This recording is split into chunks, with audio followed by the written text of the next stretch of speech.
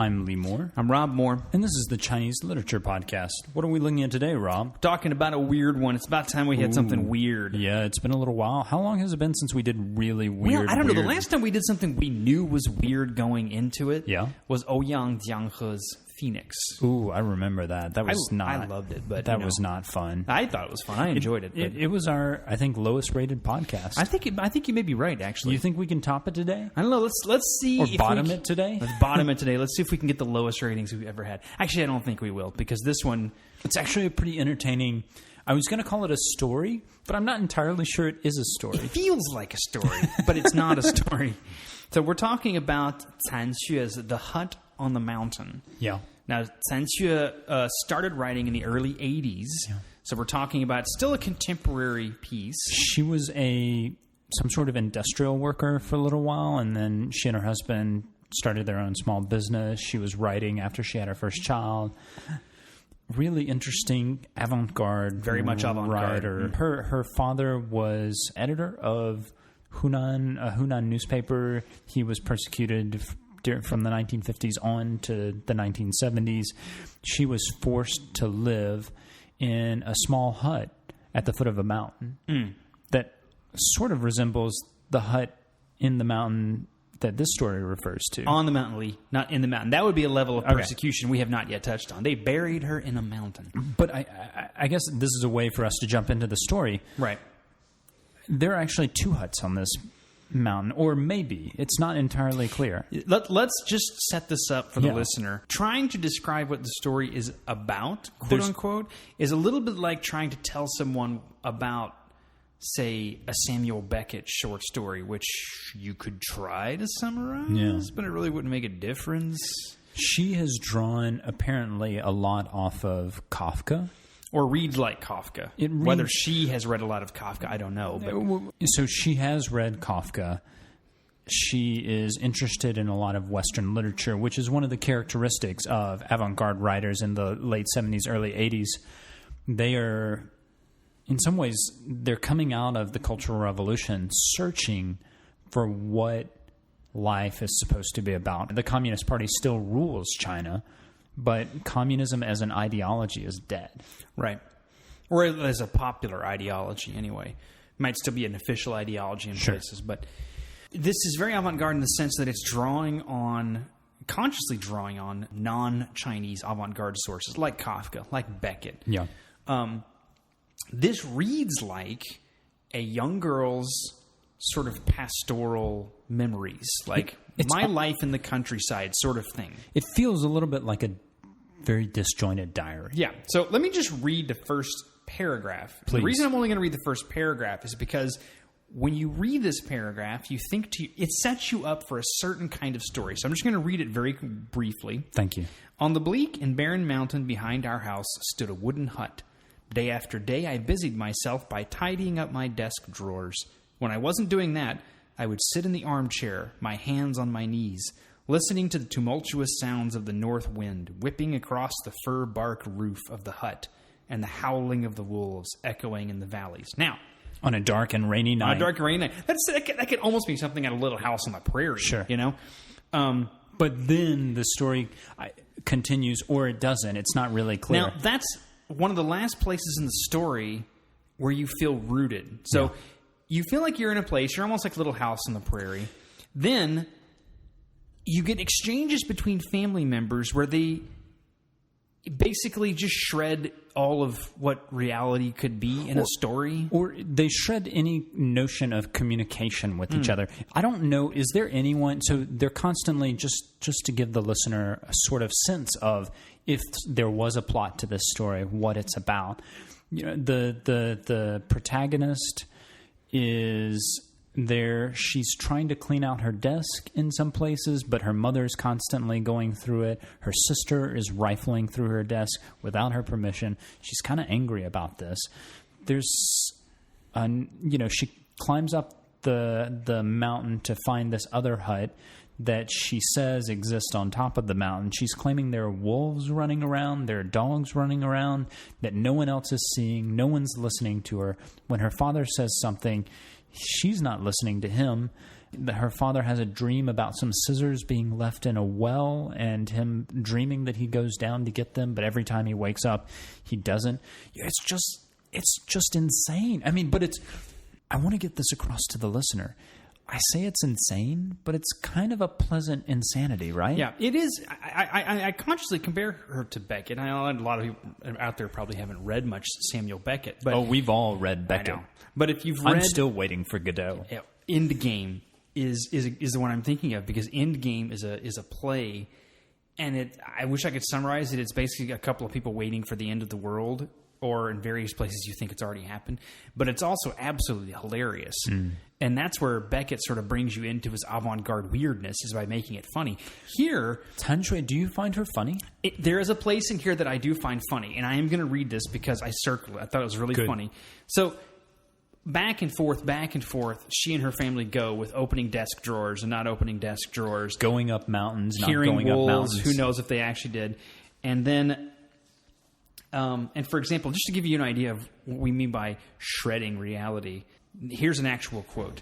"Sister's stares were always so pointed that tiny pink measles broke out on my neck." Okay, no, they didn't. There's no possible way they did. There's another line that I thought that was really good. I'm just going to read it out to you.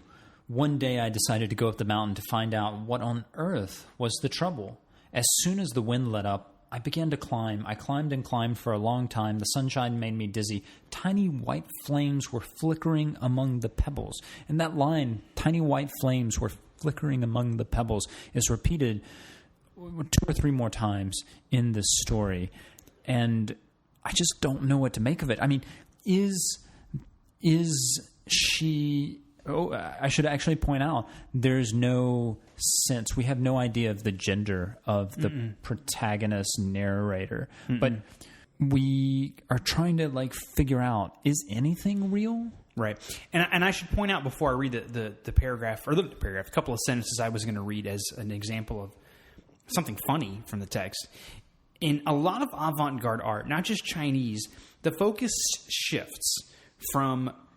in literature, a story or a character or narrative. That's a thing with a plot and sequence, 1, 2, 3. It's like it pulls back to focus instead on the mechanics of words themselves. So it becomes a series of word games or philosophical explorations. So focusing on the essence of language. Or and attempting not, to. Yeah. The best example, kind of analog I can give is atonal classical music. Yeah. I have a weird fascination with Arnold Schoenberg. Yeah, that's weird. It is weird. Stay away from me. I know.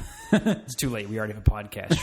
You're roped in. I already have your measles. You already have my tiny measles on the back of your neck. Hey, that would be an amazing name for a band. The Atonal Measles. Yes. Amazing. That's going to be our next project. Listen for us in a theater near you. Then we can finally have music to begin and close the podcast. That'll be our musical alter egos, the Atonal Measles. I love it. No, but in atonal classical music, what happens is instead of the instruments focusing on a melody, it's like it reverses it. The melody or whatever it is only exists to draw attention to the sounds coming out of the instrument. So what happens is the instruments will cross each other in a way that's unpleasant or discordant, because when it does, you can't continue to just listen to disappear into the music. Now you're focused on, geez, that bassoon sounds weird, which is intentional. You're supposed to think about the instrument and not the song. And here in this story, the instrument is language, right? The instrument is language. And you have the song is the story. So there is almost no melody or no plot to this story. You keep getting the plot interrupted, or a moment of reality that seems like you're tracking and then it just gets... Can I ask, do you actually think there is a plot in this story? I don't know. I don't think so. It feels like the plot is the hut on the mountain that she climbs the mountain to go see, and that could be a basic sort of plot, right? Right. When I say that something in this story is funny... in really good, at least in what I think of as really good avant-garde art, there's always a moment when you get sort of a peek into, behind the curtain, as it were. The author sort of lets you know, I do know that this is kind of weird, I promise. And so there's the following sentences I'm going to read. It's sort of towards the end. Of course, whether or not it even counts as the end in a story that doesn't have much of a plot. The narrator says, she's talking about her desk drawers. So, I oiled the sides of the drawers, and by opening and shutting them carefully, I managed to make no noise at all. I repeated this experiment for many days, and the pacing in the next room ceased. She was fooled. This proves you can get away with anything as long as you take a little precaution. Now, that's really funny. And the reason that last line, this proves you can get away with anything as long as you take a little precaution, is funny, is because up to this point, most of the sentences we get are just chopped up and discordant. She talks about sweating from the soles of her feet, or flames flickering in the rocks, or measles on her neck. It's just this weird panoply of details. And then you get this one crystal clear, coherent sentence.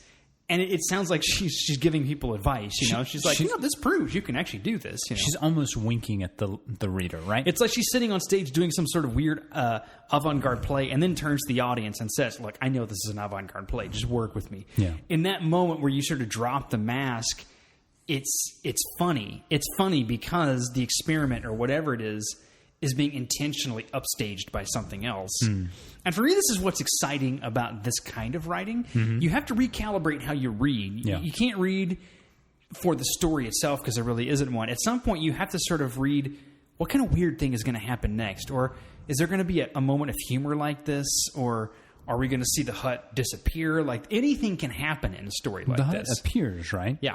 But no other family really believes that it exists on top of the mountain. She's the only one. The narrator is the only one who goes up top, right? Right. If she even does. And this is part of the fun of the story. Does any of this ever happen? Yeah. Is this just nothing but a string of... That was my question. Does any of this exist? Well, and this is my thing with this kind of writing. Even, let's just say that everything she's doing here, it's not structured by a plot. She's literally just writing sentences, and who knows what's going to happen. It's still entertaining because of the weird little things that the white lights are swaying back and forth, she says. The language is beautiful, isn't it? It's beautiful, and it's intriguing, and it's exhilarating because you don't know what's going to happen. The point is to point out the beauty, the aesthetic pleasure that you get just from language. You don't have to have narrative. You don't have to have plot to care about something that someone's writing. It's like the best poetry. You can explain it if you want, but ultimately it's just... There's just really something nice about to it. listen to. Yes. Really nice to speak it. And this takes us. Yeah, I'm reading a book right now by a French translator and theorist. Lame. It's just because you're not smart enough to track it. It's not my fault. This is who's talking about the loss of bodily rhythm in language. How oral storytelling used to be as much a part of what the body was doing. You sitting in a circle around a fire as what you're actually talking about. Mm-hmm. And there's a certain sense in a lot of avant-garde texts of trying to do that again. Like what if we dropped what anyone thinks of as a narrative and go back to just the way language itself feels as a sort of physical presence? Can I push back against that? Please do. I think that narrative is the one way we make sense of the world. Even our memories, we remember them in terms of narrative. And in fact, I kind of suspect that narrative is a kind of physio-psychological response to the way we remember things. And so narratives are based off of memories because you can't remember what happened in the past. You are always like constructing a narrative. This is important. That other stuff is not important. So when you construct a narrative, you're necessarily doing more forgetting than you are remembering. Like whenever you have a memory, it's always more about forgetting than it is about remembering. Because when you say, this is important, you're saying all those other things, that stuff that I smelled, the way it felt when I was walking with my feet hitting the ground, that stuff's not important. I'm going to just remember this one specific part of what actually happened. And I think this is pointing out the absurdity of life without narrative. The story is kind of throwing everything at you, like the dreams that you have about the crazy scissors in the well, that concern you have that your dad's actually a wolf, which is something that the narrator suggests at one point. All of that is going into the story, and that's what makes it great. So for you, it's great in the sense it's kind of a negative object lesson. I think that's part of what it makes it great, yeah. Because for me, it's only a negative object lesson if it doesn't work. And if you can't take any pleasure out of it at all, then you're probably right. It's probably just randomness. But if there is something in it that's still interesting, still even riveting, then is it just an object lesson? Or it's like we're going to post a podcast, if we haven't already, about the Jin Ping Mei classic Chinese novel. And one of the things that you brought up with that is one of the interpretations which says that it's a Buddhist reading, that there's this much graphic sex. Because if you throw enough of that stuff into a text, eventually people are going to get bored with it and realize just how futile the whole thing is. But, again, the reason it's tricky to use just that reading is because it's so well done and it's still so racy. Yeah. Clearly the writer was doing more than just bombarding us with details. Clearly the writer was also enjoying himself by writing about this nasty stuff. And, it's interesting because with this kind of stuff, especially the story we're reading for today, it could be both. Yeah. It could be a negative object lesson, but at the same time, it could also truly be a return to a point when language is a brand new thing that's being explored. And to get back to a point, I think that's one of the things that great literature does. You can't pin it down and say, it's saying this one thing. Right. That's propaganda. If you're reading literature, it has to have some sort of vagueness, and this story is chock full of vagueness. It's a lot of ambiguity. And to add to that, another thing that I associate with great literature is, do I want to go back and read it again? And this one I do. I want to go back and read this again just because by the time I got to the middle of the story, I realized more or less what was going on or what was not going on, and I'd like to start the story or whatever this is with that in mind. We've talked about Kafka. We've talked about Jin Ping Mei. Right. We've talked about Beckett. Did you also feel while reading this that you were reading a kind of homage to Lu Xun? Yeah, in fact, I did feel that way in a place because, you and I have talked about Diary of a Madman. Great story. It does feel like that because in Diary of a Madman also, you and I have had this debate. Is the protagonist of that story really, really looking around and seeing cannibals or not? Because it's written like a diary, and of course, if you have a diary, you assume that whatever's in there is personal and realistic, and they're putting it there just for themselves. They're not trying to fool people. That's the nature of the genre. But is that really what's going on? This feels kind of like Diary of a Mad Young Girl. Yes, but written by Samuel Beckett. I think that's a great place to end it. Me too. All right. Well, I'm Lee Moore. I'm Rob Moore. And this is the Chinese Literature Podcast.